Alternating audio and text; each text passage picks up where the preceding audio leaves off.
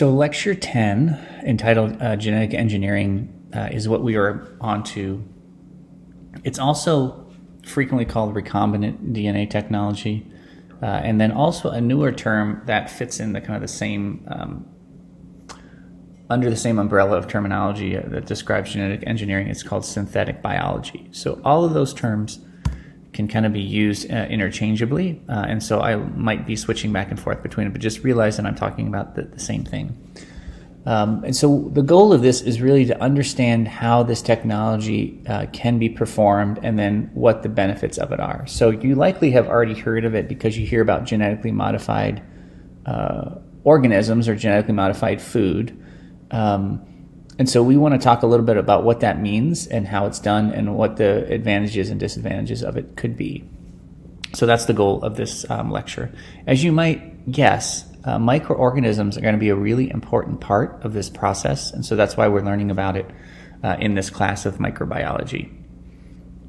So just to demonstrate the importance and the power of this technology, I'm going to talk about diabetes just for a brief second. Most people have heard of this disease and have a general idea of what is happening in the body as someone is diagnosed with diabetes. There are two types that people could potentially have. So there's type 1 diabetics, and that results from a deficiency in some cells within the pancreas, and so they no longer are able to make the hormone called insulin. And insulin is a really important metabolic regulator because what it does is it's going to tell the body when blood glucose levels get too high. So when blood sugar levels get too high, insulin is going to cause those levels to be reduced. And so when someone is diabetic, it results in this condition that's called hyperglycemia. So hyper is too much, and then this glycemia is blood sugar. And so there's too much sugar in the blood, specifically glucose. So type 2 diabetics, they can make insulin, but their cells do not respond to it in the same way. And so they too result in a similar hyperglycemia condition. So those are the two different types, so type 1 versus type 2 diabetics. And there is a growing number of diabetic individuals on the planet, and the treatment for each of these two types of diabetes varies, but what we want to focus on is just type 1 because those injections probably isn't the right term anymore. It can be injections, but now there are pumps that deliver it in a more steady state way.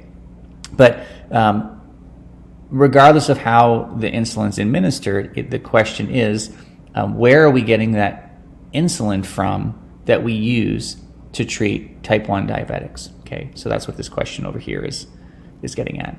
The answer to that question obviously varies over the history of our understanding of diabetes. So historically, what would happen is scientists would go down to the slaughterhouse and collect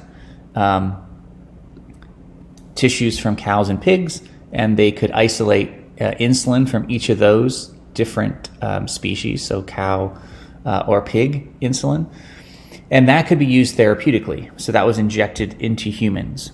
The problem with that is as the number of diabetics grew, the need for insulin also grew with it, and so slaughtering a bunch of animals to produce insulin for therapeutic purposes was one possibility, but they started to think about what are other possible solutions to this. And then it turns out that because while it was therapeutically functional, so it did work to bring down blood glucose levels, it wasn't exactly the same as human insulin, and so individuals could develop allergic reactions just as we've seen for other foreign substances that we can inject into us.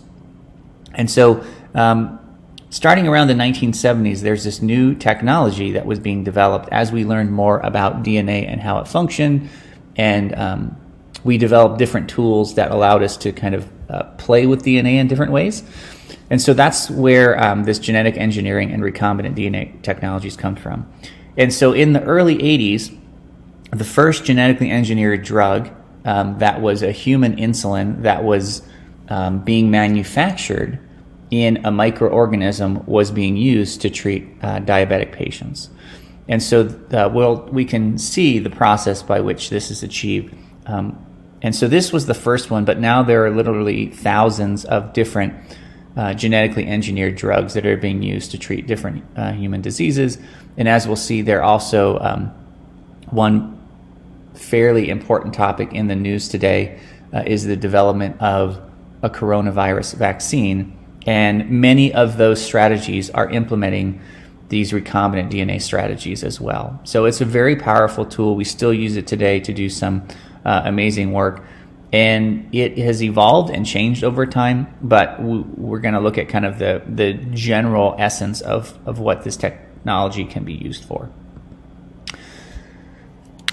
So this slide is looking at some of the principal goals that we can talk about, and we've already talked about some of them. But this term, recombinant DNA technology, is purposefully, so we have an intent to this, where we are going to take the genetic material of some organism and we're going to modify it. And there's different ways to do this. So there's different technologies that allow this modification. And so we're not going to talk about all of them because they continue to evolve and become better and better over time.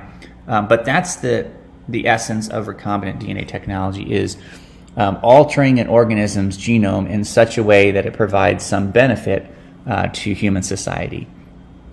And the benefits can be listed here. And so, for example, we can create organisms that produce products that a human might need. So something like insulin. It could be something like parts for a vaccine. It could be making fuels that we use for like biodiesel purposes, etc. These next two, well, at least the next one, number 2, is going to be really important in agriculture. So creating animals or plants, so say cows or sheep or something like that, or even different crop plants that have the eliminated undesirable traits. So whether that is freeze tolerant, so they can be better able to withstand cold weather or resist different insects that would normally feed upon them as a pest of some sort. So this is the elimination of some undesired trait. In this case, it's the actual combining 2 traits that weren't together in the same organism to create something that might be even more valuable. So any of these can be achieved through the use of recombinant DNA technology. So here is an example. The gene of interest is kind of generic now, but you can think of that as the example that we talked about earlier. Say it's the human insulin gene, if we want to go back in history and talk about how this was achieved back in the 70s and 80s. So this gene of interest is coming from something that we know has some desirable outcomes. So for example, the human insulin gene has the information necessary to make human insulin. So just think about this. This is DNA. And I'll do a quick reminder that DNA is going to be important because it allows the generation of RNA, and then that RNA can be used to make protein.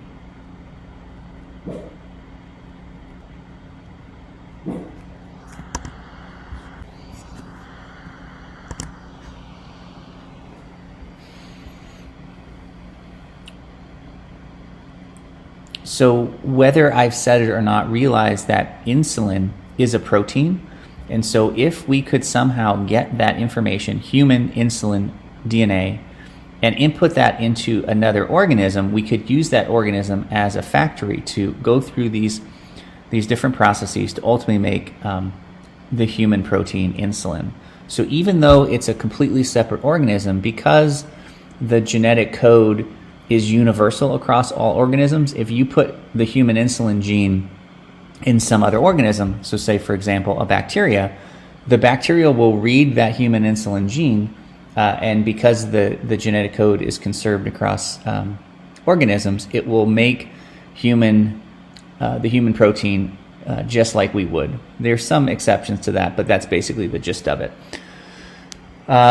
So one of the problems is actually getting the human insulin gene out of all this other stuff. So we're just talking about one little piece of all of this DNA. And so there is a way to cut DNA, and so we'll talk about this. They're called restriction enzymes. So those are one way to get your gene of interest. There are other ways as well. And then we're going to need something that serves as basically a delivery into the bacteria. And so in this case, we use a type of DNA that we know exists in bacteria that are called plasmids. So here's a bacterial cell. It's got its chromosome, but many bacteria also harbor these extra pieces of DNA called plasmids that can function inside of a bacterium as well. And so if we took a plasmid, now it's a question of, can we get these two pieces of DNA together or insert that gene of interest? And so now this plasmid has a new piece of DNA in it. And so we call this piece of DNA recombinant DNA. So I'm just going to put a little R there for recombinant, because it is now a piece of DNA that has new genetic material in it that it didn't have previously. And so if we now take this and put it inside of a bacterium, now that bacterium has the instructions on how to make that gene of interest. So again, whether that is a vaccine component, or whether that is human insulin or human growth hormone, or whatever it might be. So now as we grow this bacteria, and this is an activity that you guys have been doing in your homes quite frequently, you can see that bacteria are pretty good at growing. And so if we've engineered this correctly, each one of these bacteria could be making the gene product of interest. So if this piece of DNA says to make human insulin, we now have these bacteria that can be making large quantities of insulin that could be used for therapeutic purposes. So as it says, we could be harvesting the proteins that could be beneficial, so whether that's in vaccines or antibiotics or hormones or assays, or we can be making copies of the DNA itself. And so as the bacteria increases in number, so too is the number of copies of this gene that we could then use to potentially use to alter crops by introducing that DNA into crops or whatever it might be. So that's the overview. These are the steps of how recombinant DNA technology is utilized. There's a couple other tools that are listed here. So the first two that are listed are just basically the information on the slide, so I'll run through those first. And then these next two are pretty important, and so we have slides dedicated to each of those. Okay, so these are 4 tools that are used in recombinant DNA technology. So mutagens, an enzyme that's called reverse transcriptase, enzymes that are called restriction enzymes, and then something called vectors. So those are the 4 tools that we're going to be talking about, but we'll start with mutagens. So we've seen mutagens before in the genetic lecture. So mutagens are defined as physical or chemical agents that are going to cause mutations. And based upon what that means, a mutation is a change to the genetic sequence of an organism's genome. So scientists realized that if you exposed organisms to mutagens, you could create changes or mutations to that genome, and that could lead to alterations in what we call the phenotype or traits of that organism. Many of those changes and the new traits might not be desirable, but what you're looking for is the generation of beneficial characteristics. So I can give you an example. So this is a mold called penicillium, and as the name indicates, and from what we've talked about previously in our antimicrobial agent lecture, this is the mold that naturally produces the antibiotic penicillin. And so that's a really important therapeutic compound that we've been using for several decades now. If the goal is to increase production of penicillin, one way to do that is to take penicillium, the mold, and expose it to mutagens and look for specific mutations that actually cause an increase in the production. So can we cause a mutation that actually causes this penicillium to increase the amount of penicillin that it forms? And if so, that would be a beneficial trait that we could then work with. So that's just one example. And so that's not a real targeted approach. We have a much better way of targeting changes that we can do as opposed to random mutations. But this is one way that we can induce changes to get new sequences that might be beneficial. One other really important tool is something called reverse transcriptase. And so we've seen this before. That ending, when you see that ending ASE, you should think enzyme. And so this is an enzyme that resides in or is found within specific viruses. So these viruses are called retroviruses. And they can do something that we don't see any other thing on the planet do, which is, I wrote this on a previous slide, so I'll just put it up here again as quick as this will allow me to write. This is the normal process of the flow of information in any cell, DNA to RNA to proteins. And this arrow right there, when we start with DNA and we make an RNA copy from it, that is known as transcription.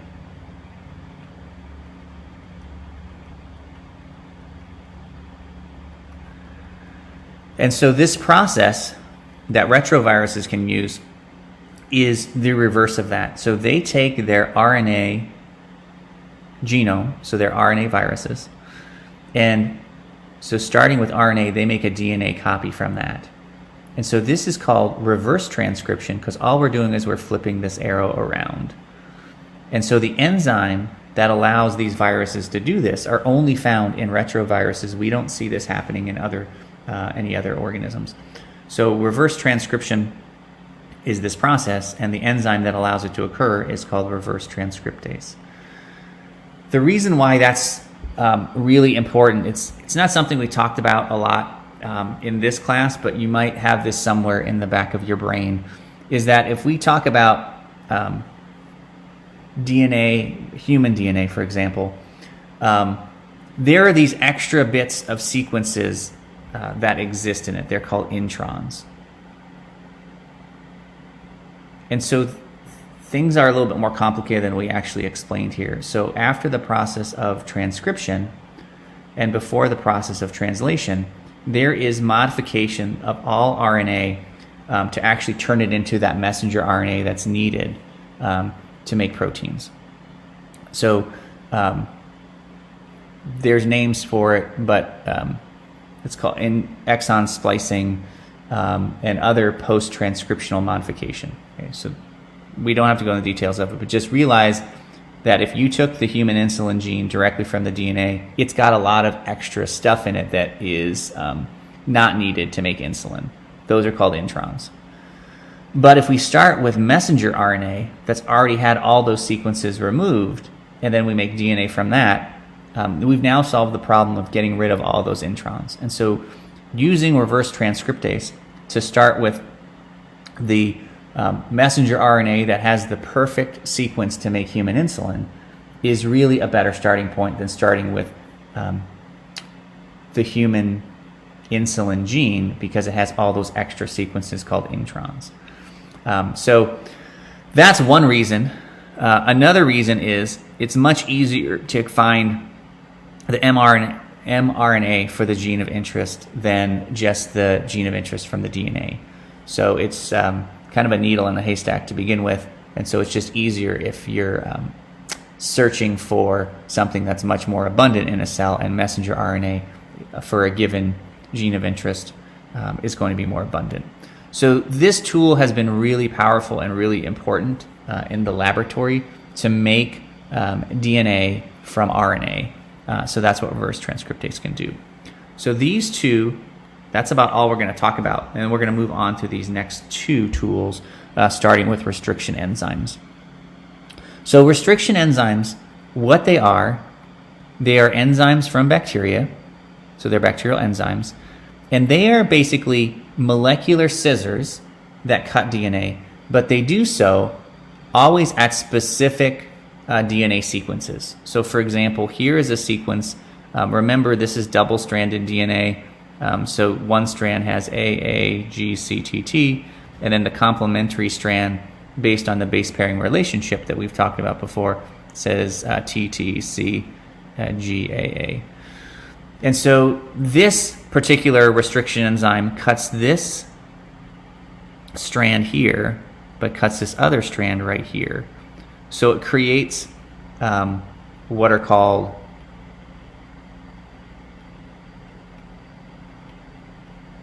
sticky ends. And that just means that the cuts weren't straight through the DNA through both strands, but instead they're staggered. So you have a little bit of an overhang here of single-stranded DNA, and then on the other cut strand, you have a little bit of overhang here. And the reason they're sticky is, although the cut has occurred here, there's still a bond that wants to form between this A and this T. So just remember, those are, I'm just going to abbreviate because it's hard to write. Those are called hydrogen bonds again. So those are weaker and can be disrupted, but they still have some pull to one another. And so this G and that C, and this C and that G, those base pairs want to come together and form hydrogen bonds. But what we've cut here, I'm just going to abbreviate this to, what we've cut are those phosphodiester bonds that exist right here and right here. So that's what the restriction enzyme does. So what this is showing is two different types of DNA, and they just color-coded it, so purple and green. And so if you cut these two different pieces of DNA with the same restriction enzyme, you can see that it's cut at the same site and in the same way. And if you then throw these different fragments together, they actually can stick. So this A and that T, base pairs. And then this G and that C and that C and that G and so on. And so they match up perfectly. The only problem is there's no phosphodiester bonds right there, but there's an enzyme that we know that can form that bond. So from DNA replication, there's an enzyme that comes and actually links the Okazaki fragments together. And so that's kind of what we need to occur here. We have basically a gap right here and a gap right here along each of these two strands. And so ligase will come and actually form that bond. And so rather than having two separate pieces of DNA, we now have a continuous piece of DNA that has a new sequence it didn't have before. And so that is what we call a recombinant DNA molecule. When we've combined, so in this word is almost the word combine, two new and different pieces of DNA that weren't together before. So that's what recombinant DNA means. So restriction enzymes are a really powerful way of, you can think of them, if you really want to boil it down, of ways of cutting and pasting a DNA sequence together. So just as in a text document, a Word document, you can highlight something and cut it and then insert it somewhere else. That's kind of what we're doing with DNA, which is a really powerful tool because it allows you to move pieces of DNA from one area to another and potentially introduce them into organisms where they weren't before. The next term that we're using is called a vector.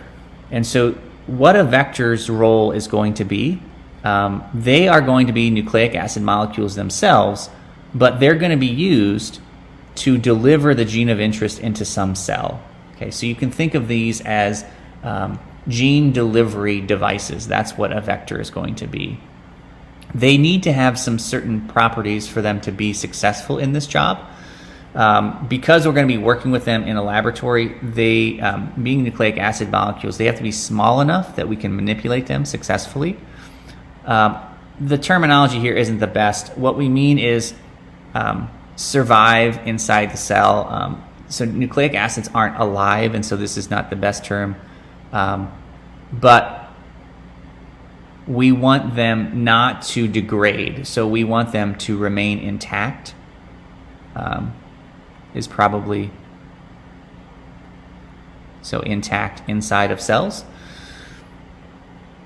And then this next one that I'm going to talk about, it says ensure the genetic expression of the gene.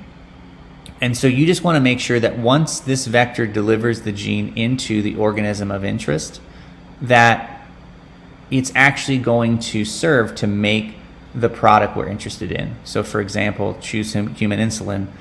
If we went through all this work and then we get this vector carrying the human insulin gene into a bacteria, but it only makes, say, half of the functional protein, so it cuts it off only halfway through the protein and it's not functional, then that's not super helpful.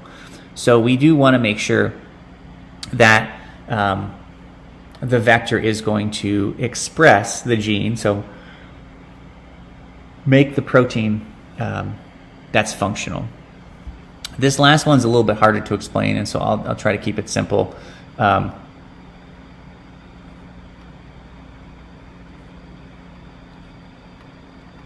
So here are two bacteria.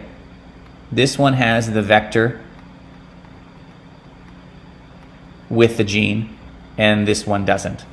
So just by looking with your eye, you can't tell the difference. And so usually something is introduced into this vector that makes it really easy to distinguish. I'm just going to label these as bacteria A and bacteria B. If this bacteria doesn't have the gene of interest, we don't really care about it. But we need some way to tell, is the gene of interest present in the organism or not? And so in addition to the gene of interest, there's usually something that makes these cells that have the vector with the gene much more recognizable and easy to pick up. And so that's what we mean by a recognizable genetic marker. So there's a variety of things that can serve as vectors. And the one that we saw on one of the slides earlier on are plasmids. Plasmids are going to be really helpful when we're introducing things into bacteria, because we know that bacteria use plasmids all the time. So plasmids can be helpful for that. But plasmids don't really work in human cells. And so if we're trying to alter animal cells or even plant cells, plasmids may not be the best route. And so it turns out viruses are excellent nucleic acid delivery systems. We haven't talked about viruses yet, but we're going to get to them, I think it's the next lecture actually. And so you'll see that what a virus is it itself is a nucleic acid molecule. And their goal is to introduce that nucleic acid into some host cell. So viruses make a really excellent way to deliver a gene of interest. This is actually the concept of several of the coronavirus vaccines that are being developed. There are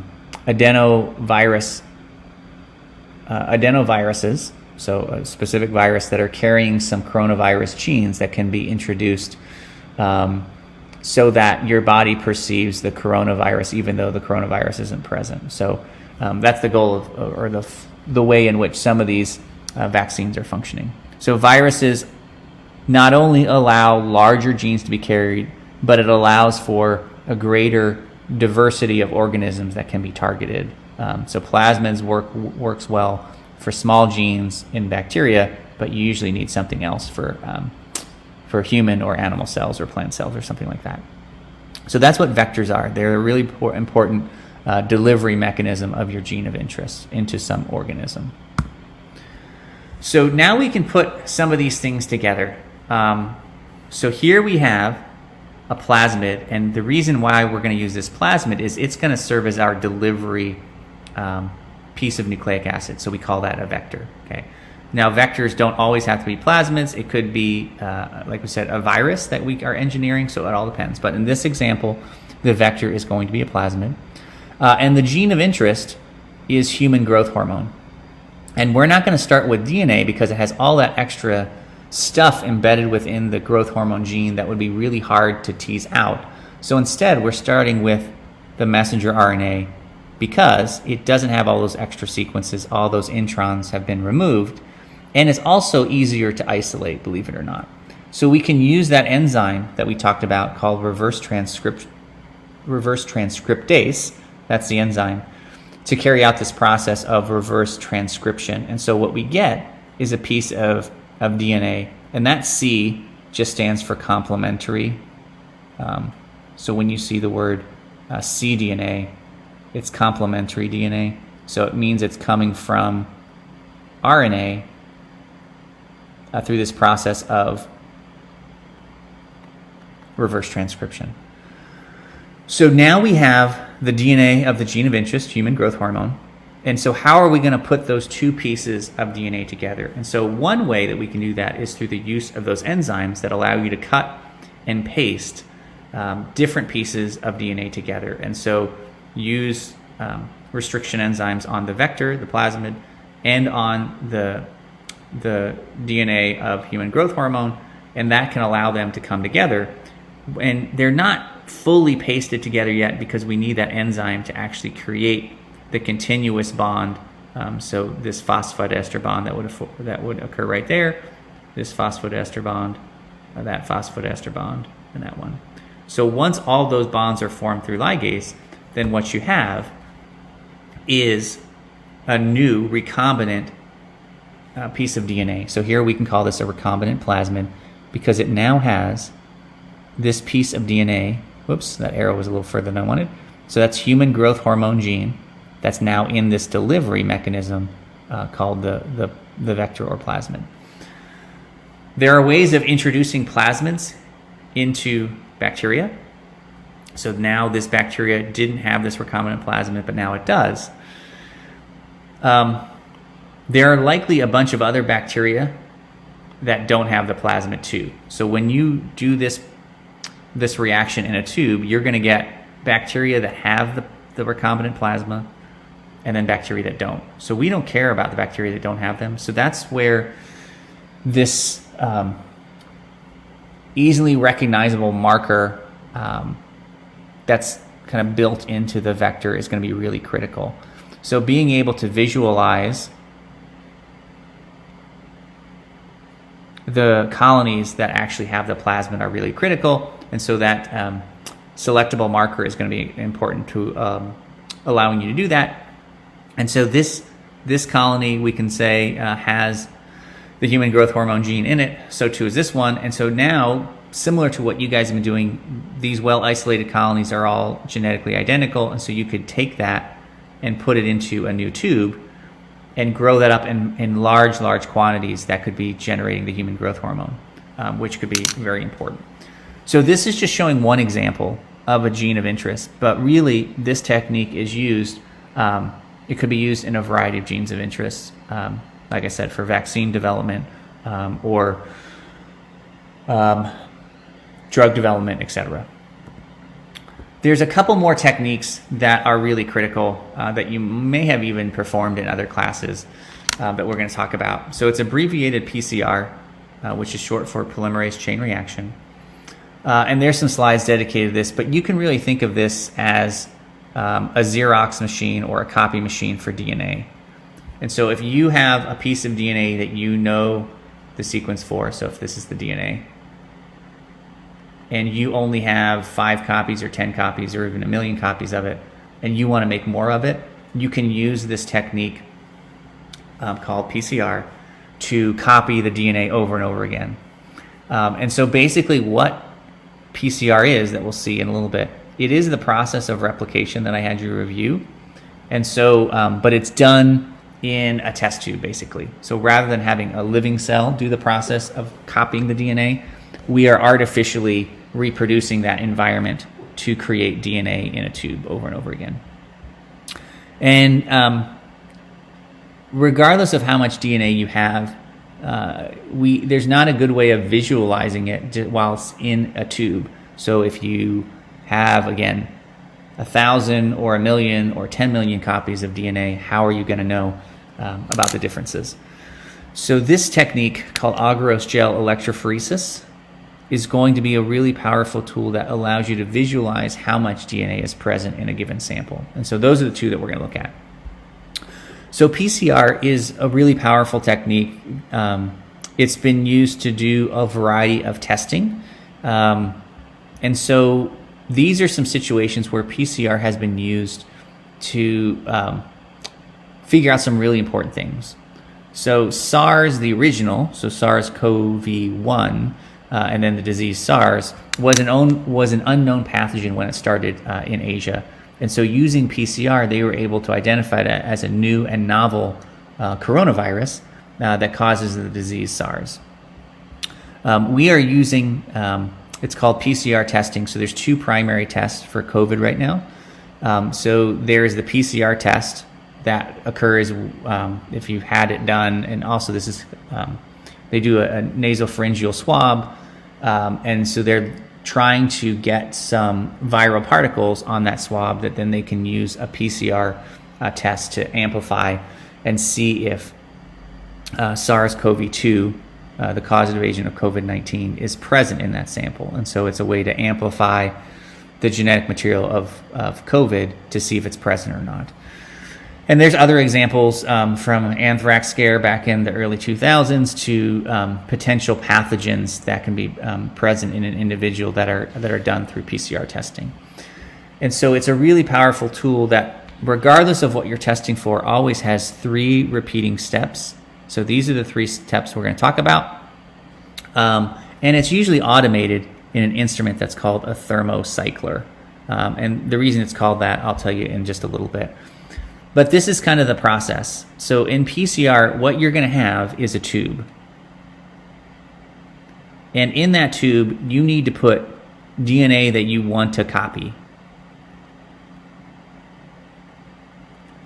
So this could be, again, the human insulin gene. It could be a nasal sample from a patient that may have COVID. So that is what we call the DNA template. That is the source that we're trying to copy over and over again. dNTPs, those are the building blocks. So remember what makes DNA. Let me finish writing this. Building blocks. The building blocks are nucleotides. So they are the A's, the G's, the C's, and the T's. So there are 4 different nucleotides that are used to build DNA that have an A base, a G base, a C base, or a T base on them. And so we need to include those in the tube. If we're going to make more DNA, we have to have the building blocks. We have to have the enzyme. So there's that ACE ending again. And so DNA polymerase is going to be responsible for making the new strand of DNA. And just as in DNA replication, DNA polymerase can't start the new strand, and so it needs a primer, and so we include this in the tube. And I'll show you those in a little bit. And then the buffer is just going to have the right pH and the right environmental conditions so that this reaction is going to occur. Okay. So here is the gene of interest. That would be what we call our template. Okay. So that's in the tube along with all these other components. The first step is called denaturation, and that's really hot. So we increase the temperature to close to boiling. So remember, 100 degrees Celsius is boiling. And so that temperature is going to be hot enough to break the bonds, the hydrogen bonds between these two. So rather than being double-stranded DNA, after the denaturing step, you're going to have single-stranded DNA. So that's what denaturation does. The second step, it goes by different names. Primer is also called annealing. And so that second step is going to occur as the temperature begins to be lowered. So as the temperature starts to decrease, so you're cooling it down to about 65 degrees. The temperatures aren't super important to memorize, but you're cooling it, and what that's allowing to occur are these primers can now start to find the regions where they actually match. So there's one, and there's another site right there. So these light purple guys are the primers. that now have attached to the single-stranded DNA that we want to copy. So that's the second step. It's called priming or annealing. And then the third step, we increase the temperature, and this is where the polymerase is going to start to function. So this enzyme that is responsible for making the new DNA, it now has something it can extend. So this primer being present allows this new sequence to be made. So there it goes. That's going to be made that way. Here is the primer, and so this one's going to be made this way. And so what you're getting is, we started with one piece of DNA that's double-stranded. Because they were separated through denaturation and then primed and now extended, we would now have not one, but two. So we've effectively copied this gene of interest one time.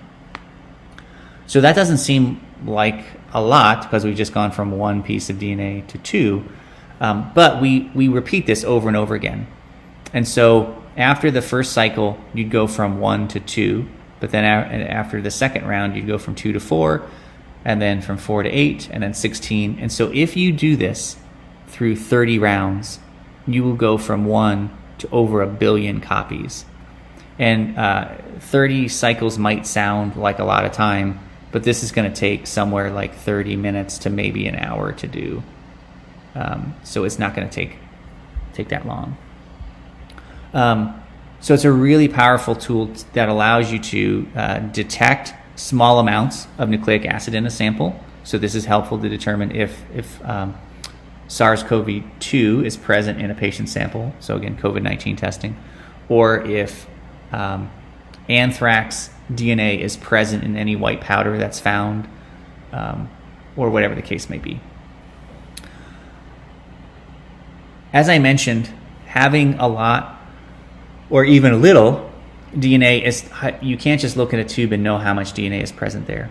And so this next technique is going to allow you to visualize how much DNA is present in a given sample. So agarose gel electrophoresis is a really powerful tool to help you visualize the DNA that you have in a sample. So this is, the electrophoresis is based on that DNA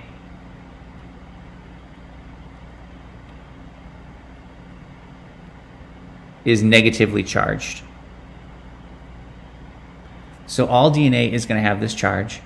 And so electrophoresis involves separating molecules based on that charge and how big they are and their shape. But the two primary things, and the most important in this type of electrophoresis, is going to be the size. And so this electrophoresis is going to separate DNA based on the charge. So as I mentioned, DNA has a negative charge. And so if you apply an electric current, then the DNA is going to be moving towards the positive electrode and be repelled by the negative electrode. The electrophoresis that we're doing is in a substance that's called agarose gel. So it's similar to the agar that we use in our similar to the agar that we use in our microbiology petri dishes. So it forms kind of this gel. And so here it acts as what we call a molecular sieve. And so it's got really small pores or holes in it. And so the DNA can move through those holes, but the larger the DNA is, the harder it is to move. So it's just going to be restricted more as it moves through those small pore sizes. And so larger molecules are held up more, and then smaller molecules can move through those molecular pores more faster. So smaller fragments migrate faster through the agarose gel than larger pieces of DNA would. So here's an example of how this would be run. So notice the electrodes, the minus and the plus. And so DNA is going to move towards the plus because it is negatively charged. I'll say towards. These are indentations, they're called wells, that we can put a sample in. So we can load a sample in this one, we can load a sample in here, And so each of these wells has a different sample in it. So here they're just labeled A through E. And then you apply this electric current, and these wells are made in that substance I talked about, agarose. So although it's a gel-like consistency, if you could zoom in and look on a molecular level, you would see it's got these, I'm trying to draw like a mesh screen that has a certain size to it. And so in this sample, there were 2 different size pieces of DNA, one larger, one smaller. And in this case, the smaller one is moving more rapidly towards that positive electrode. In this well, there were 4 different size pieces of DNA. So this is, again, the smallest, next smallest, and that's the biggest. And so what you can do by running agarose gel is you can see how many different size pieces of DNA are present. But then also, if we include, these are called, there's different ways of calling it. This is called a ladder or a marker.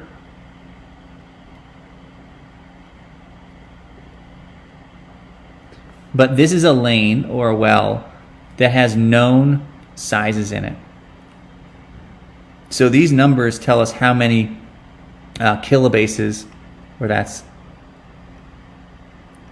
1,000 base pairs. So remember, DNA is made up of 2 strands. 2 strands of DNA. And so on one strand there's an A, and on the other strand there's always a T. So we call that 1 base pair.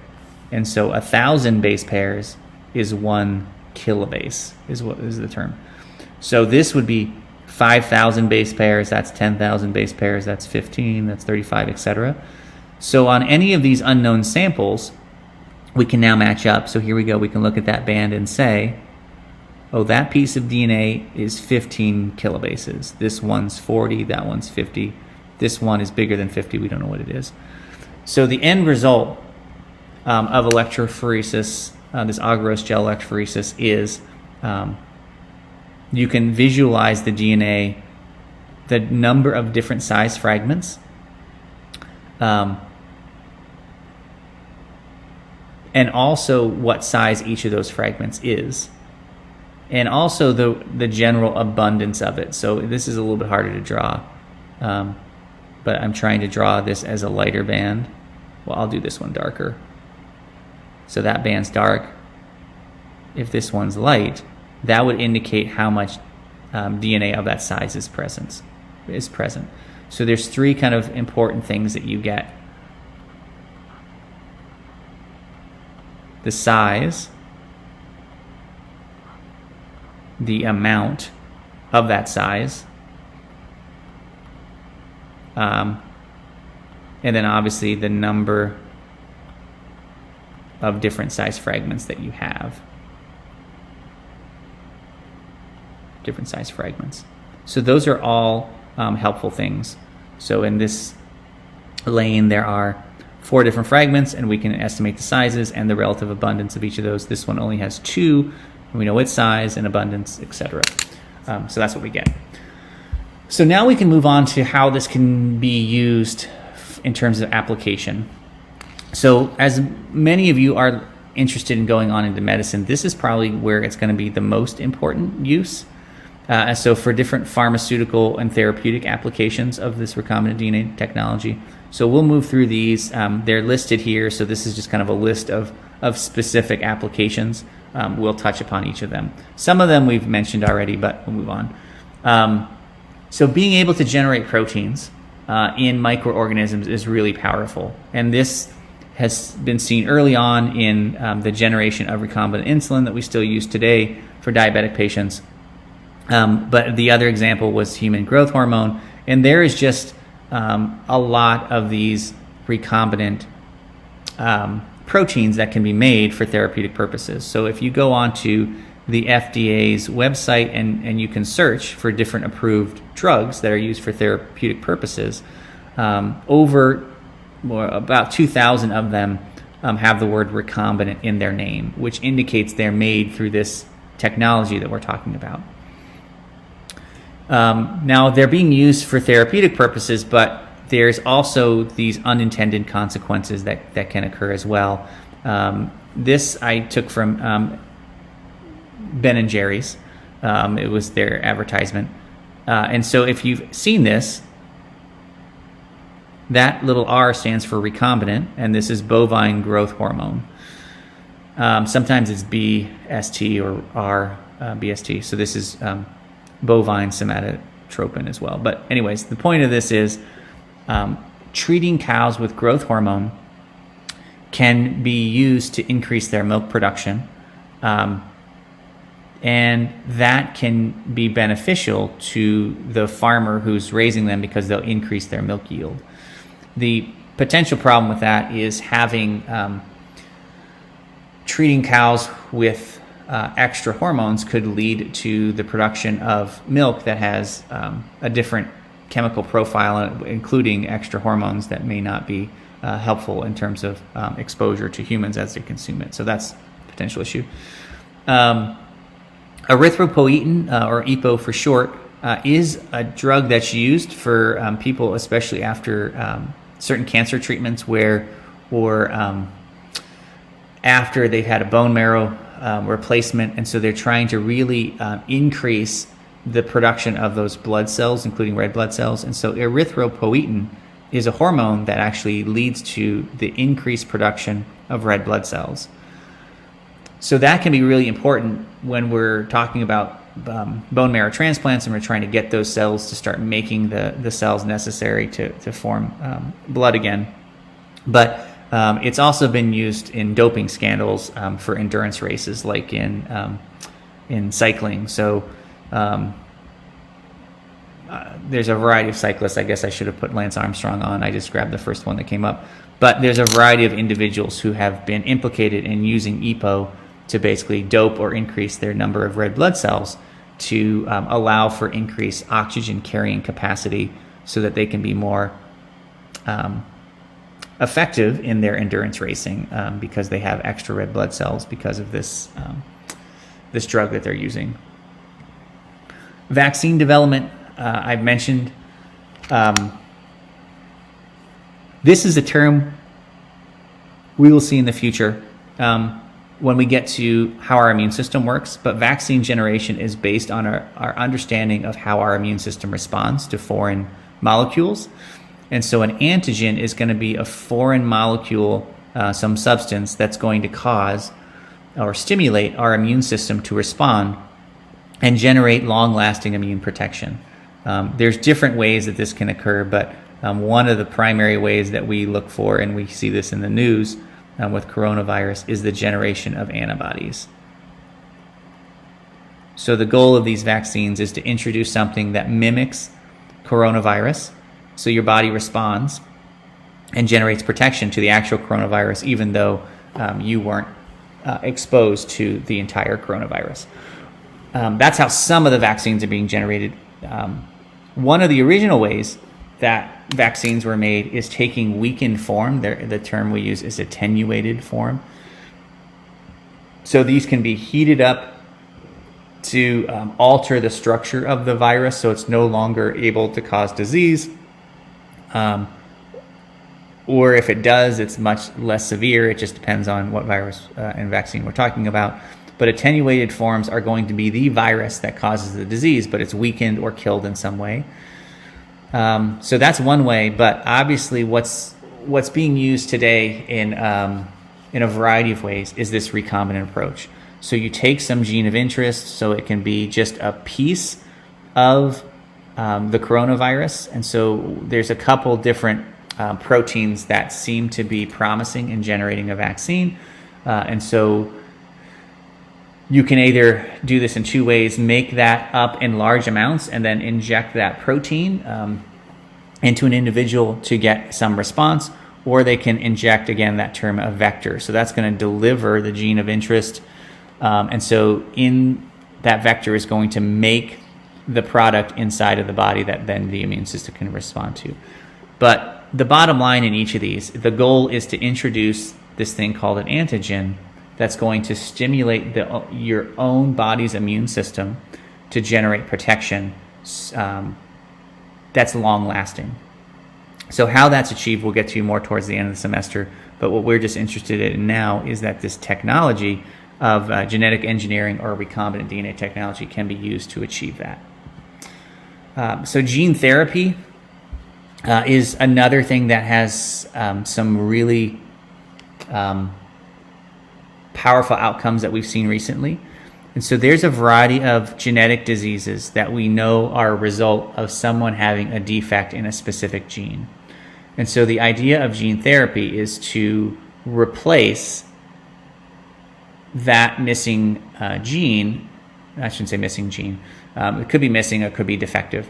So you're either you're introducing, again, a vector of some sort that's delivering the gene of interest of a normal, healthy copy of that gene, so that it's going to make and replace either the missing or the gene that's not functioning properly. So there's a variety of diseases that we know fits this. So cystic fibrosis is one, sickle cell anemia is another, and hemophilia is another. There has been some setbacks of this because we're using viruses often to deliver, to serve as a vector. It's possible that the patient's immune system can respond negatively to that virus. And so there's been some problems, as indicated here, of deaths and some clinical. This is some years ago now, and so we've gotten better at altering the vector and the viruses so it's less likely to stimulate an immune response. But this has been used successfully in a variety of diseases. So severe combined immunodeficiency disease is, as the name indicates, an immunodeficiency disease. So replacing that defective gene has been demonstrated through this technique. And we've seen sickle cell anemia being treated this way as well with some new gene therapy techniques. So the power of this for certain genetic diseases is only going to get better as we get better at delivering genes of interest into individuals that have either missing or defective genes.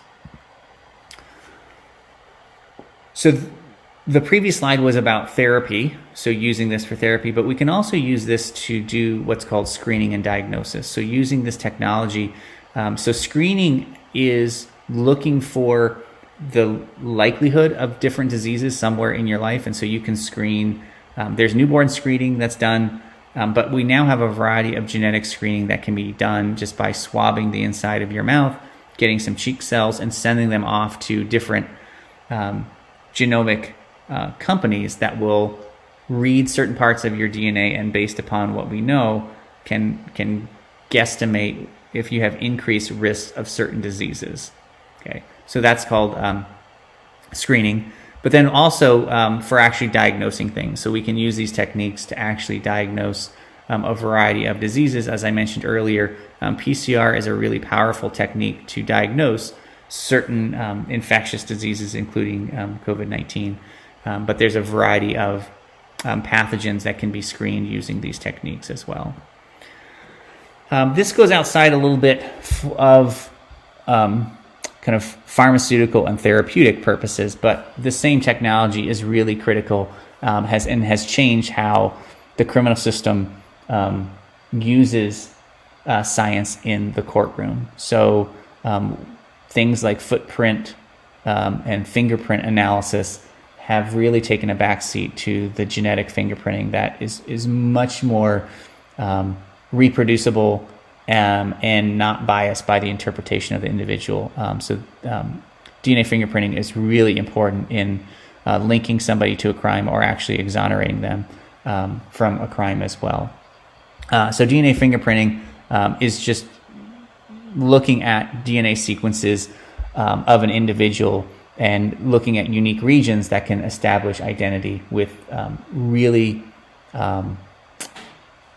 high degree of certainty and so we can get this from a variety of different samples, whether it's blood or hair that's left behind at a crime scene.